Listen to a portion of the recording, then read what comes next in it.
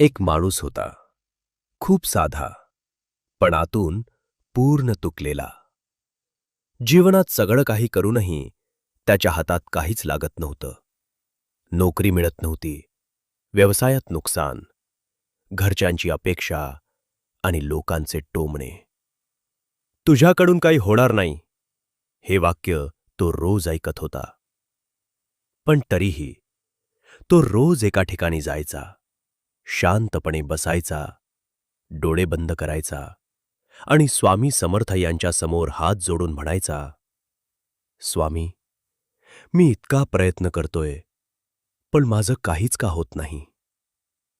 तो प्रत्येक दिवशी आशेने जायचा की आज उत्तर मिळेल, पण तिथे फक्त शांतता असायची, ना आवाज, ना संकेत.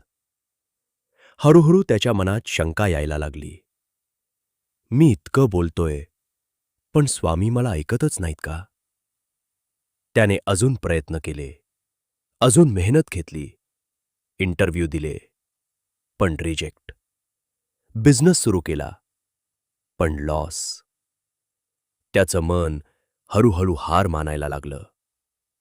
एक दिवस तो खूपच रागात आला. तो थेट मंदिरात गेला. डोळ्यात अश्रू होते, पण आवाज रागाने भरलेला. बस, आता पुरे झालं. मी इतकी वर्ष तुमच्यावर विश्वास ठेवला, पण तुम्ही माझ्यासाठी काहीच केलं नाही. आजपासून मी इथे येणार नाही. आणि तो वळून निघून गेला. त्या दिवसानंतर त्याच्या आयुष्यात सगळं अजूनच वाईट होऊ लागलं. पैसे संपले, मित्र दूर गेले, घरच्यांनीही पाठ फिरवली. तो पूर्णपणे एकटा पडला. रात्री तो एकटाच बसून स्वतःशी बोलायचा, काय चूक झाली माझ्याकडून? मी इतकं वाईट काय केलं? एक दिवस तो पूर्णपणे थकला. लढण्याची ताकदच उरली नाही आणि नकळत त्याचे पाय पुन्हा त्या मंदिराकडे वळले. तो आत गेला, स्वामींसमोर बसला. डोळ्यात अश्रू होते, पण यावेळी राग नव्हता. फक्त एकच भावना होती, समर्पण. तो हळू आवाजात म्हणाला, स्वामी, आता काहीच उरलं नाही.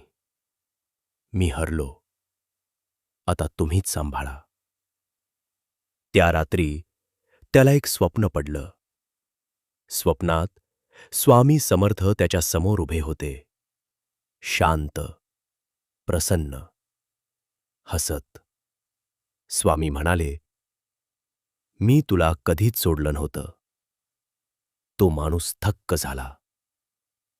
मग माझं काहीच का होत नव्हतं? स्वामी हसले.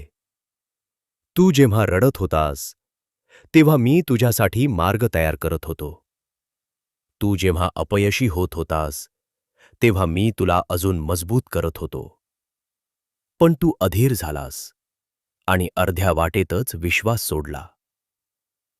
विश्वास ठेवणं सोपं असतं, पण शेवटपर्यंत टिकवणं कठीण असतं. अचानक तो जागा झाला. सकाळ झाली होती, पण आज काहीतरी वेगळं होतं. त्याच्या डोळ्यात भीती नव्हती, दुःख नव्हतं, एक नवीन शांतता होती. तो हलकं हसला आणि म्हणाला, उत्तर उशिरा मिळालं, पण स्वामी कधीच शांत नव्हते. ते काम करत होते.